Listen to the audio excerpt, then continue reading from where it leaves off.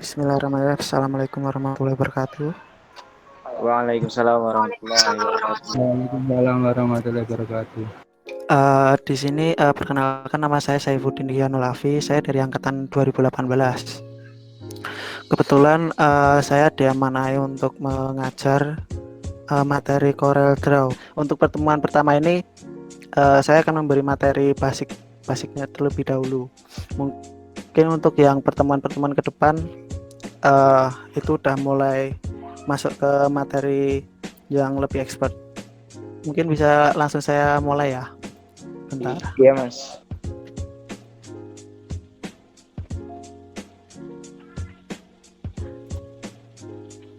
Udah muncul belum? Sudah mas. Ini saya memakai Corel Draw 2018. Untuk tampilan home, tampilan awalnya itu seperti ini. Yang pertama ya kita membuat lembaran baru terlebih dahulu.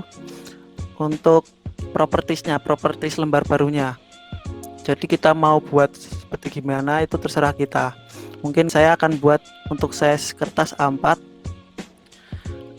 Nah, di sini yang terpenting itu Anda menggunakan dalam ukuran rules penggarisnya. Nah, untuk penggarisnya itu biasanya saya menggunakan milimeter, soalnya itu yang ya lebih kecil daripada yang lain. Kalau untuk yang lain seperti inci, pixel itu kurang pas. Tapi kalau kalian mau pakai yang lain ya juga nggak masalah. Terus selanjutnya untuk pewarnaan, di sini ada RGB dan CMYK. Bedanya itu untuk RGB itu untuk pewarnaan digital. Kalau untuk CMYK itu untuk pewarnaan print out. Jadi kalau semisal kalian mau desain dan itu mau di print out. Jadi diusahakan memakai warna CMYK. Tetapi kalau hanya untuk mungkin di share di media atau ya yang penting enggak di print out, itu RGB lebih bagus. Soalnya printer yang ada saat ini tuh warna tintanya itu CMYK. Sebenarnya ada yang warna yang RGB tapi agak mahal. Jadi ya kebanyakan pakainya yang CMYK. Mungkin dalam pelatihan ini saya memakai RGB terlebih dahulu. Mungkin di pertemuan depan saya bisa memakai CMYK. Lalu pilih OK. Nah, sekarang udah muncul lembar kerjanya.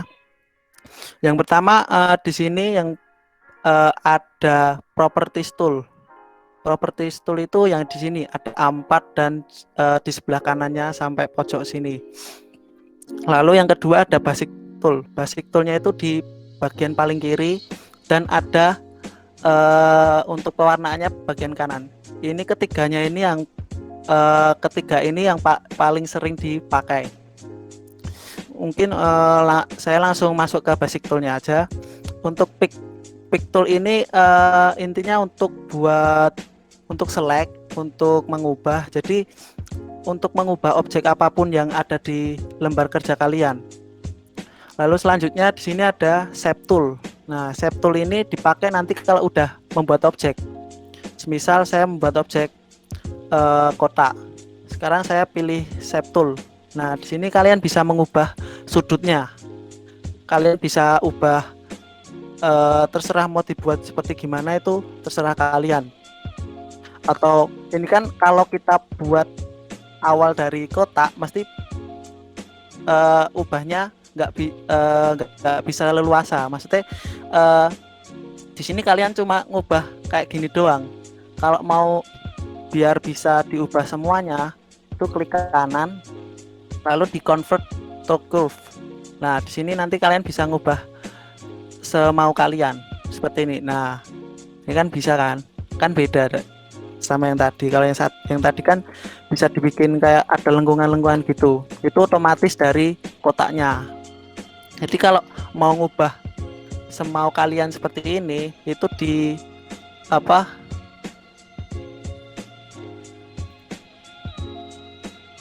convert to curve dulu.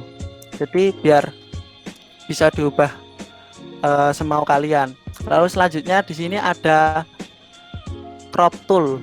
Crop tool ini untuk memotong objek di semua lembar kerja kalian. Jadi kalau di sini ada berbagai macam objek-objek, kalau yang dipotong sini, oke, klik enter, hilang semua. Jadi yang ada ya cuma yang dipotong tadi. Terus selanjutnya di sini ada knife. Nah, knife ini fungsinya untuk memotong. Coba ya, saya potong di sini sampai sini. Bentar.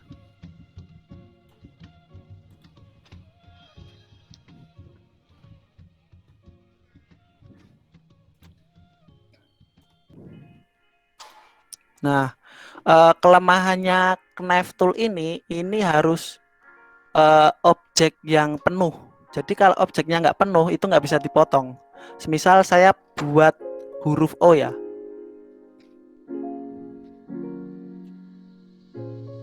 Nah, kalau di knife tool, kalau potongnya dari sini sampai sininya saja itu nggak bisa. Harus dari pojok sampai ke pojok. Nah, baru bisa. Kelemahannya knife tool itu. Tapi biasanya saya jarang pakai knife dan crop ini. Saya lebih sering pakainya yang shape tool ini. Jadi nanti kalau nggak kepakai ya saya hapus. Nah, ngapusnya itu tinggal di sini kan ada titik. Nah, klik 2 aja. Nanti hilang titiknya. Jadi ntar kamu bisa ngubah kayak gimana pun. Nah, shape tool ini dipakai untuk itu. Lalu selanjutnya ada zoom tool. Nah, di sini fungsinya ya itu pasti kalian tahu, ini untuk memperbesar dan memperkecil layar di sini, layar di CorelDRAW. Simpelnya untuk mouse kiri itu untuk memperbesar, kalau mouse kanan untuk memperkecil. Nah, tapi kalau mau dipasin ke objek yang kalian mau, itu tinggal ditarik aja bisa. Misal seperti ini. Nih saya tarik bagian sini atau lebih dekat lagi bisa. Nah, itu. Jadi untuk zoom toolnya seperti itu. Terus selanjutnya di sini freehand tool. Nah, sebentar.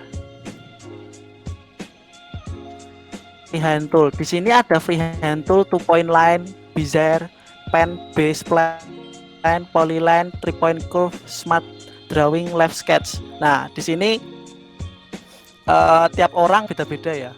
Ada yang lebih suka pakai freehand, ada yang lebih suka 2-point line, ada yang bezier, ada yang pen, base plan, polyline dan semacamnya. Kadang saya pakai yang pen dan kadang saya juga pakai freehand. Soalnya yang pen ini lebih simple. Nih, ini membuat garis ya sesuka kalian lah. Nah, di sini kan kita bisa bikin garis lurus langsung. Kalau mau dibikin lengkung, ini kan pertama kita ngasih titik dulu. Terus titik kedua, kalau mau bikin lengkung, itu ditarik. Nah, kan jadi lengkung. Dan selanjutnya itu mengikuti dari lengkungan selanjutnya. Jadi nggak bisa lancip. Nah, tapi kalau mau bikin lancip, biasanya saya pakai yang freehand ini. Misal nih, tapi kelemahannya kalau pakai freehand itu lebih lama. Harus freehand nanti balik ke shape tool, freehand, shape tool, freehand, shape tool. Misal nih, saya bikin shape freehand ya, dibikin lancip. Nah, di sini nanti kalian harus pakai convert to curve dulu, nanti baru bisa dibikin lengkung. Nah, seperti ini. Nah, ini kan jadi lengkung. Tapi kalau pakai yang pen tadi itu juga bisa sebenarnya.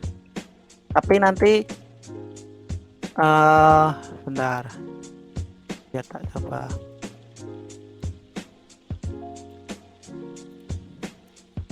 Nih, kalau mau bikin lancip, ini sama, balik ke shape tool lagi. Nah, terus klik yang mau dibikin lancip sini. Di sini ada curves knot. Nah, nih, nanti bisa lancip. Nah, bisa kan?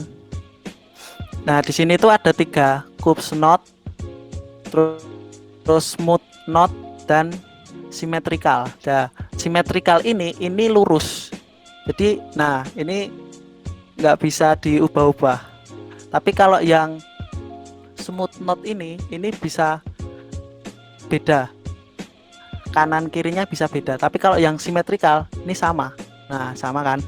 Tapi kalau yang smooth knot ini yang satu bisa lebih panjang, yang satu lebih pendek. Tapi ini lebih smooth daripada yang Coops knot ini. Coops knot ini bisa bikin lancip. Nah, jadi ya tergantung dari kebutuhan kalian. Terus selanjutnya di sini ada artistic media tool. Nah, di sini kalau saya sendiri ini jarang saya pakai. Ini buat art, tapi artnya di sini itu terbatas. Nah, misal saya pakai yang ini, saya gambar nanti keluar. Nah sayangnya saya jarang pakai. Ya mungkin, tapi kalau yang saya lihat, yang saya dengar itu emang artistik ini jarang dipakai. Mungkin lanjut aja. Terus di sini ada rectangle tool. Nah, ini untuk membuat kotak. Nah, terus di rectangle ini ada 3 point rectangle. Jadi kalau semisal mau buat logo, lah lebih gampangnya pakai yang 3 point rectangle. Soalnya dia bisa gimana ya?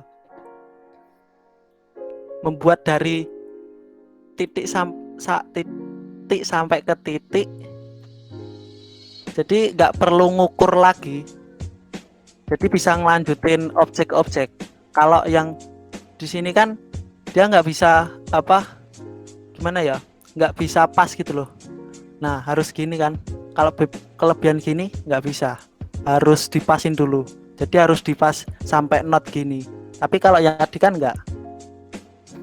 Yang 3 point rectangle nih sampai midpoint semisal. Terus bisa tarik sampai mana aja bisa. Terus selanjutnya ada ellipse tool. Ini untuk buat lingkaran. Sebentar.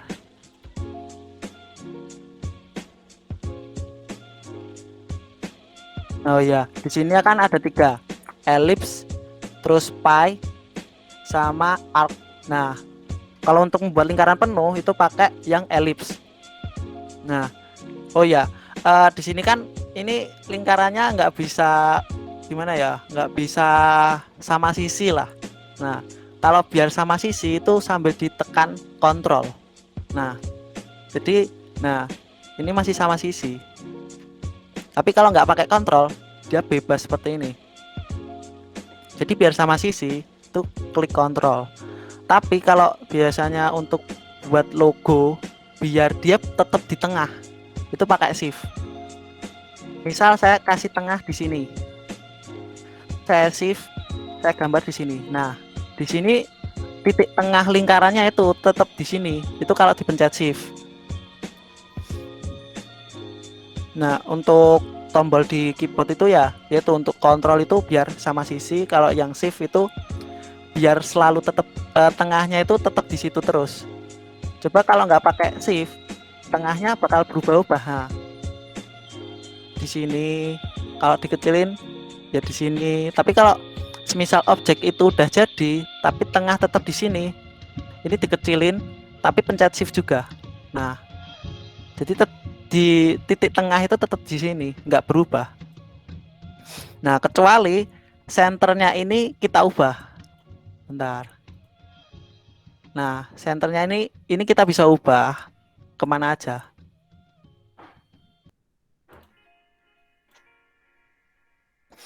Tapi itu nggak berlaku untuk yang gambar yang udah otomatis ellipse sama yang rectangle ini. Jadi untuk yang gambar manual.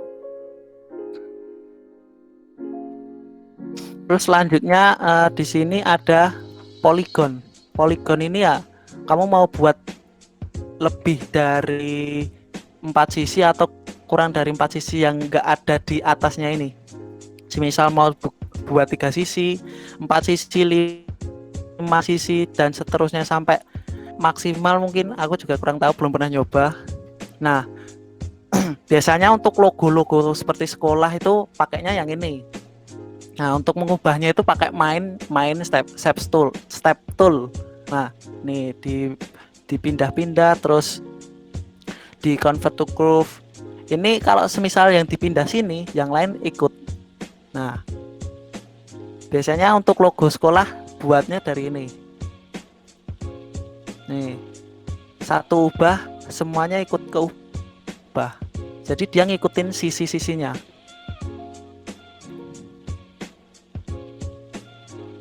Terus selanjutnya ada teks. Oh ya, di sini masih ada star, complex star, impact tool. Ya mungkin nanti bisa dipelajarin, tapi yang paling sering digunakan itu ya cuma polygon. Kalau yang lain enggak. Paling nanti kalau mau bikin flowchart bisa di sini. Nah, mungkin untuk yang tool selanjutnya nanti bisa saya jelasin untuk buat flowchart. Nah, di sini ada text tool. Text tool ini pakai yang huruf A ini. Nah, misal saya nulis ini untuk memperbesar fontnya juga bisa manual kayak gini. Nah, ini juga bisa. Atau biar lebih rapi, diketik aja di sini bisa. Misal ukuran 250. Nah, bisa.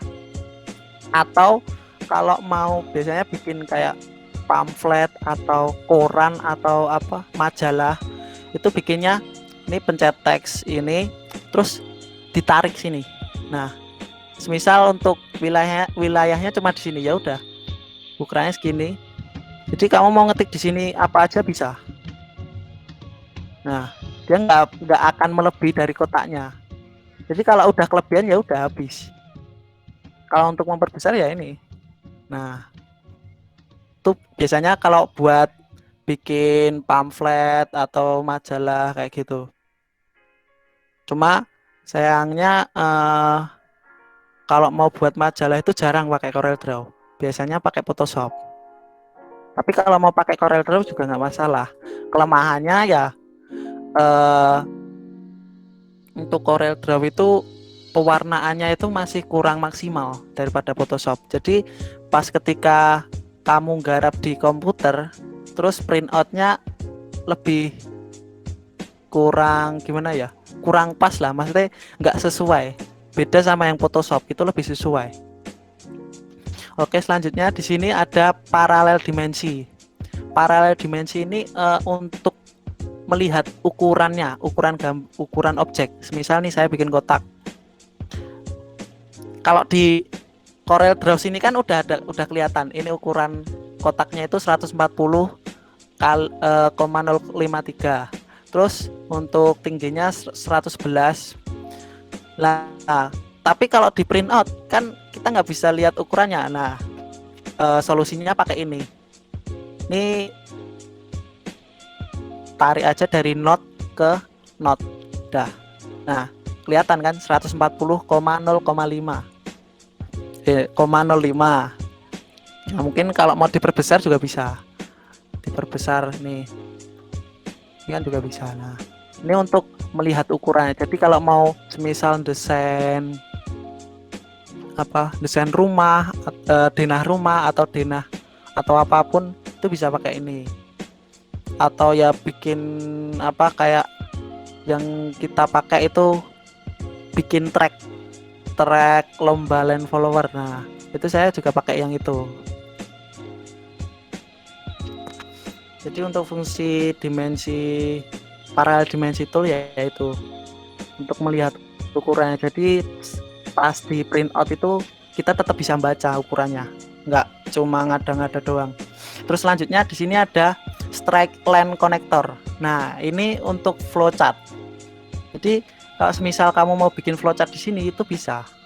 Nah, untuk garisnya itu pakai strike line connector ini. Nih, misal saya mau bikin flowchart.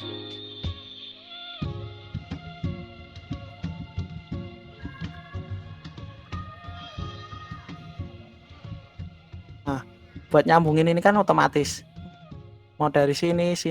Nah, otomatis kan. Dia otomatis ngikuti dari tengah dari garis ini. Dan seterusnya. Nah, jadi kalau mau bikin flowchart di sini juga bisa. Nah, Terus yang tadi kan ini ada basic shape, row shape, flowchart shape. Nah, flowchart shape di sini biasanya bisa dipakai. Tapi kalau mau bikin flowchart sih jarang ya pakai CorelDRAW. Biasanya udah ada aplikasinya kayak aplikasi dia itu yang waktu semester 1 itu bisa. Cuma kalau flowchartnya udah agak ribet ya mungkin desain lewat sini lebih enak daripada di aplikasi dia ya, atau ya mungkin di aplikasi lainnya ada yang lebih bagus, saya kurang tahu. Terus selanjutnya di sini ada drop shadow tool. Nah ini buat bikin bayangan.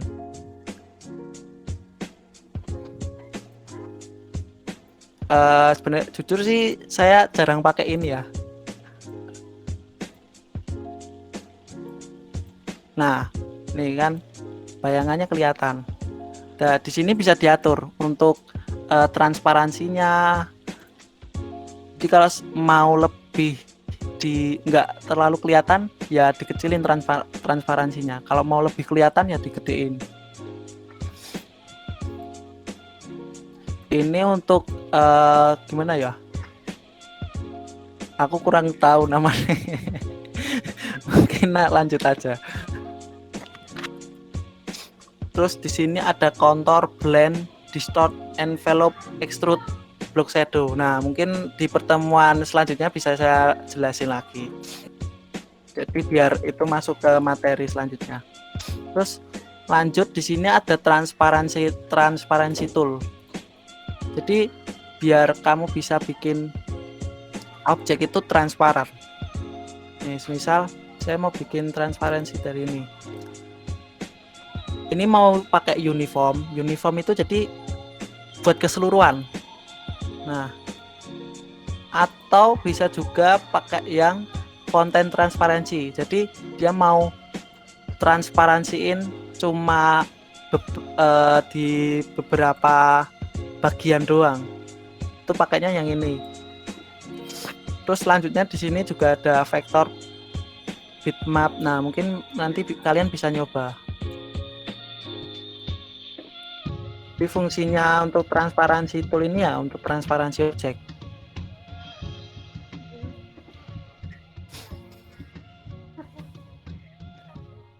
Terus selanjutnya di sini ada color airdrop tool. Bentar, saya lupa malah nih. Udah lama nggak pakai. Oh ya ya, saya baru ingat. Jadi dia ngambil warna objek lain. Jadi nggak perlu nyari-nyari di sini, kamu bisa langsung ambil warna objek dari objek yang lain. Misal nih saya ambil dari sini, ini kan udah kelihatan warna 60% black RGB 102 102 102. Nah, ambil, bisa saya pindah langsung di sini. Nah, bisa kan? Terus kalau mau ngambil lagi, klik yang ini, select color, ambil lagi, seperti itu. Terus selanjutnya di sini ada interactive fill tool. Bentar.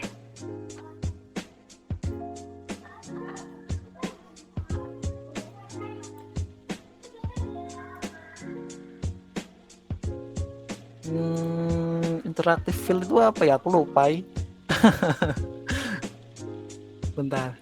Oh ya, mungkin smart fill tool dulu. Smart fill tool ini jadi dia mau bisa mewarnain di mana aja.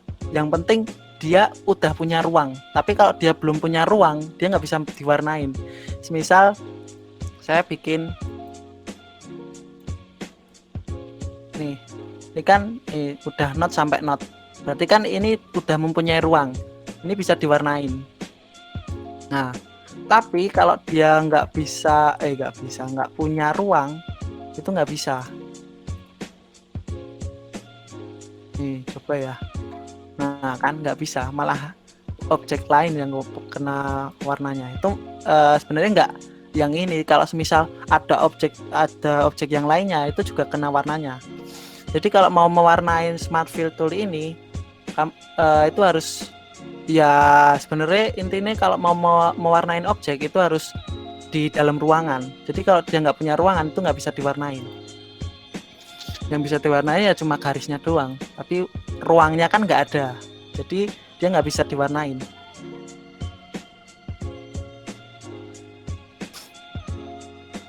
Nah, mungkin ini saya buat garis dulu di kotaknya biar lebih kelihatan perbedaannya. Nah, udah, bentar. Nah, di sini kan saya ada garis di sini. Nah, kalau mau ngasih warna di bawahnya ini pakai Smart Fill Tool bisa. Saya klik bagian sini. Nah, kan kelihatan. Nah, kelebihannya itu ini juga bisa dikeluarin. Nah, jadi kamu bisa berkali-kali pakai ini. Nih, bisa dipindah lagi. Cuma kelemahannya nanti kalau waktu selama kamu desain itu garisnya harus kamu hapus.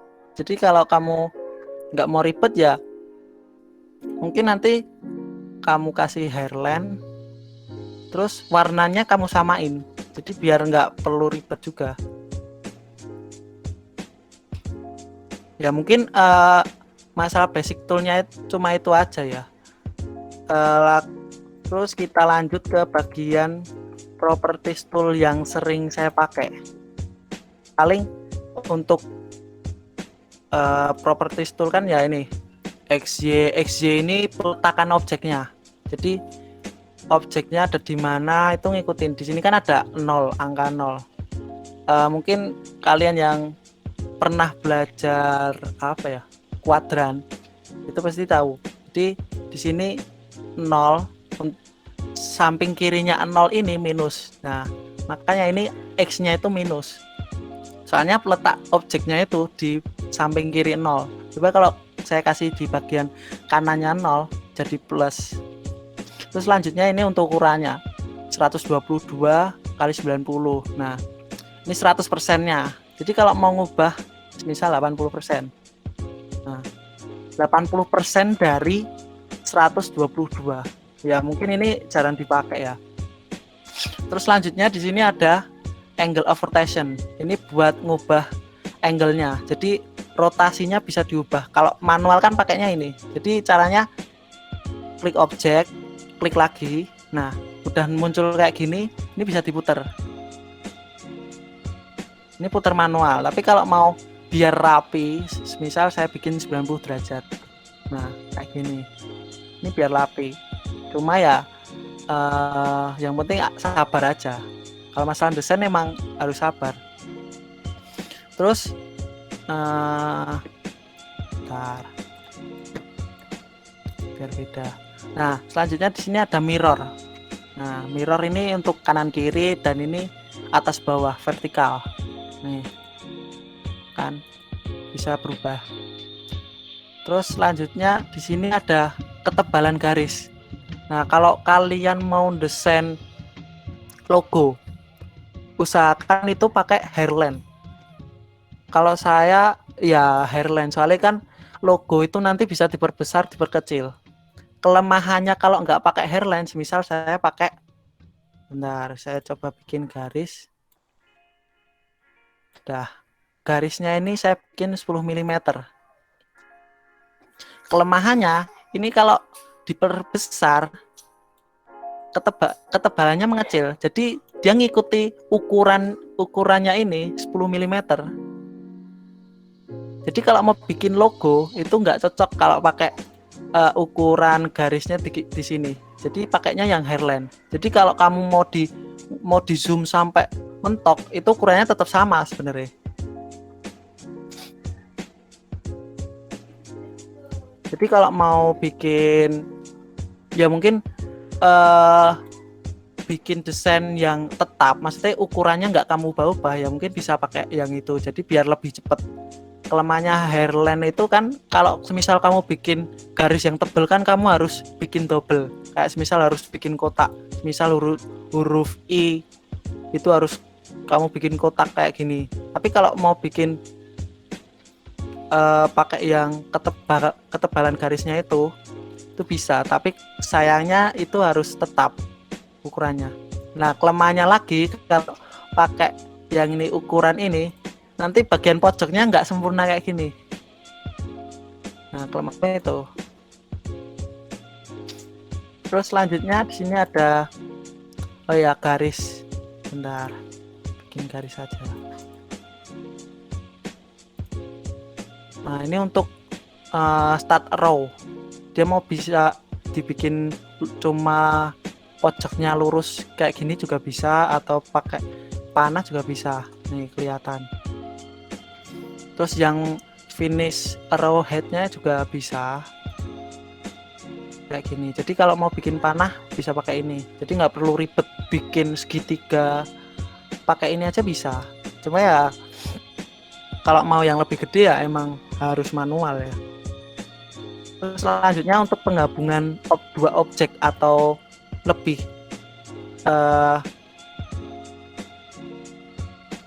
bentar, nggak usah dikasih warna ya.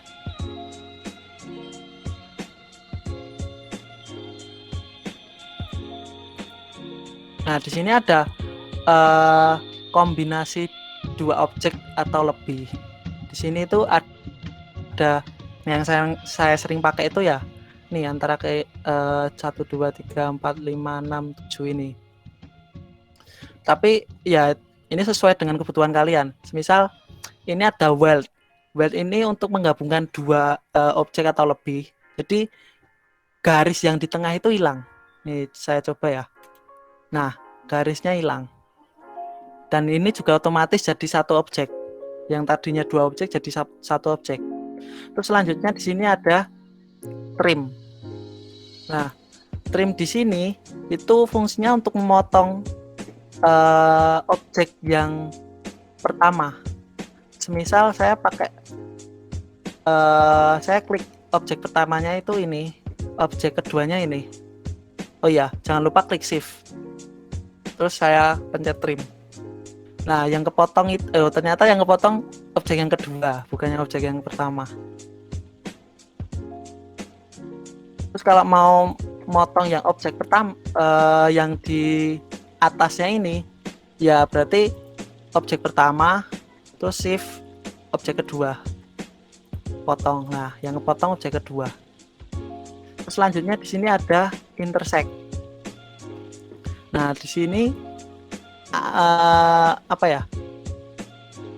Namanya apa sih? Oh ya, perpotongannya itu. Jadi kita bisa ngambil perpotongannya dari dua objek atau lebih itu pakai intersect ini. Nah, potongannya bisa kamu ambil. Ini biasanya buat desain-desain yang nggak terlalu rumit ya. Terus selanjutnya di sini ada simplify. Nah,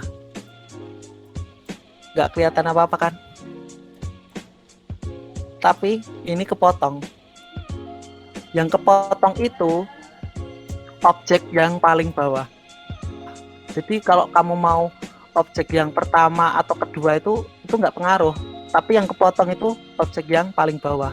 Jadi biasanya kalau semisal objek kamu udah banyak banget, kamu susah ngekliknya, nah kamu pakai yang simplify itu, yang ini. Jadi nanti bisa kepotong. Terus selanjutnya ada front minus back. Jadi ini menghapus objek yang kedua. Iya nggak sih? Bentar. Oh enggak. Objek yang di belakang. Jadi objek yang belakang itu dihapus, tapi persimpangannya itu tetap ada. Nih, nah persimpangannya masih ada di sini. Ada bekasnya. Jadi fungsinya itu untuk memotong, tapi yang objek yang paling bawah itu hilang. Terus selanjutnya di sini ada back minus front, ini kebalikannya. Terus yang selanjutnya ini create boundary. Nah, mungkin untuk yang ini bisa saya ajarkan di materi selanjutnya. Mungkin saya sudahi, saya kembalikan ke moderator. Oh ya, saya tutup dulu. Wassalamualaikum warahmatullahi wabarakatuh. Waalaikumsalam warahmatullahi wabarakatuh. Ya, saya kembalikan ke moderator. Alhamdulillah kita telah tiba di penghujung acara. Terima kasih atas partisipasi teman-teman yang telah hadir. Semoga ilmu yang kita dapatkan hari ini bermanfaat untuk kita semua. Amin ya rabbal alamin. Wassalamualaikum warahmatullahi wabarakatuh. Waalaikumsalam. Waalaikumsalam warahmatullahi